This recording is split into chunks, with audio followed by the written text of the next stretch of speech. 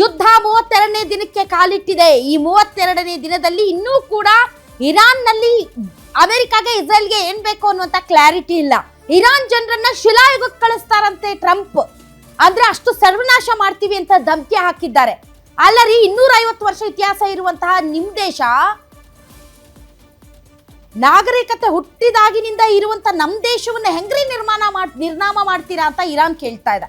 ಈ ಮಧ್ಯೆ ದೇಶದ ಅಷ್ಟೇ ಅಲ್ಲ, ಅಂತಾರಾಷ್ಟ್ರೀಯ ಮಾರುಕಟ್ಟೆ ಸೇರಿದಂತೆ ಆರ್ಥಿಕತೆ ಡೋಲಾಯಮಾನವಾಗಿದೆ. ಯಾವಾಗ ಗೋಲ್ಡ್ ರೇಟ್ ಜಾಸ್ತಿ ಆಗುತ್ತೆ, ಯಾವಾಗ ಗೋಲ್ಡ್ ರೇಟ್ ಕಡಿಮೆ ಆಗುತ್ತೆ, ಯಾವಾಗ ಸ್ಟಾಕ್ ಮಾರ್ಕೆಟ್ ಜಾಸ್ತಿ ಆಗುತ್ತೆ, ಯಾವಾಗ ಸ್ಟಾಕ್ ಮಾರ್ಕೆಟ್ ಪಾತಾಳಕ್ಕೆ ಬೀಳುತ್ತೆ.